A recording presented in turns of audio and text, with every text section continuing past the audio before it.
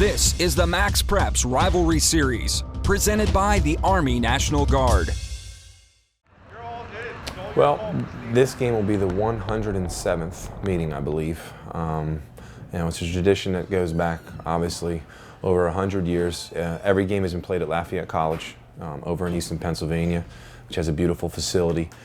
So these communities both, they get very serious about this. And actually today, one of the principals at the high school was talking about a picture that one of the secretaries brought in of her father's his senior year in high school, of all the people walking across the bridge together, because they used to shut the toll bridge down, which is a 4-lane bridge back in the day, for the crowd of people to walk back across. So, it's quite daunting when you see how many people actually go to this game. We can always talk about it, but until you actually experience it, I don't really think anybody really truly understands.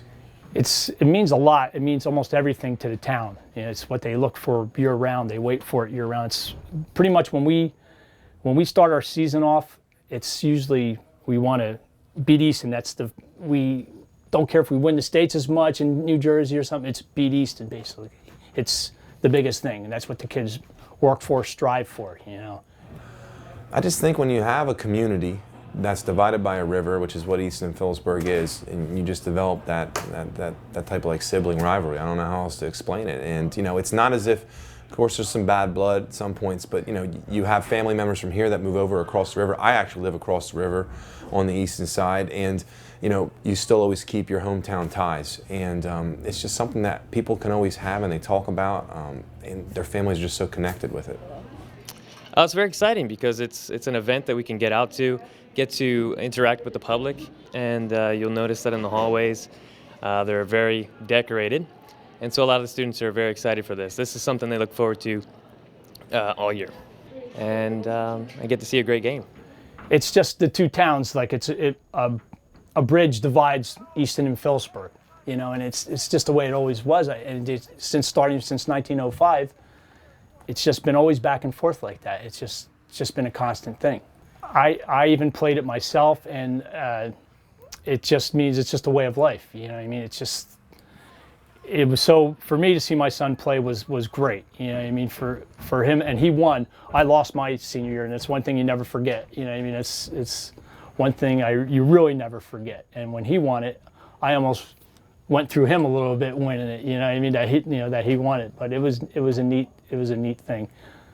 So the one thing I think now is you being here with the social media aspect of it. Now it just becomes so huge. In the Gatorade replay game a couple years ago, and now being on ESPN, those I think are the changes that people now outside of our small community have been able to sort of experience, what this rivalry truly is. Anything could happen. Easton has a great record. We have a really good record this year too. I think they have maybe 2 losses at the most, and we have 1. So it should be a really good game.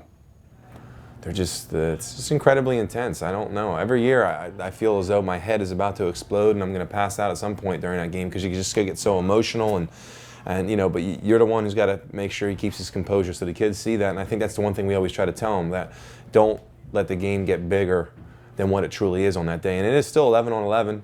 And at the end of the day, you don't want to look back and say, man, I wish I would have done this, I wish I would have done that. And I think that's what we try to keep in our kids' heads, that it is still a football game. You have to be able to play the game. And at the end, when you win, you'll be able to savor that for a very long time. And if you don't, that's about 364 days of grief and some frustration. The one luxury is that most of us are used to it now. Our staff has been around it. Most of these guys have either played here and played in this game, or have now coached in this game for over 10 years. So we're all pretty much accustomed to it. We have a system that we go through every year. It's almost identical. That never changes. So in that way, we keep our kids pretty grounded. But like I tell everybody who comes in here, at the start of the season, there's one main goal, and that's to beat Easton. It's not a state title. It's not a division championship. Those are all great, and we really feel proud about this. But in the end, it's winning on Turkey Day.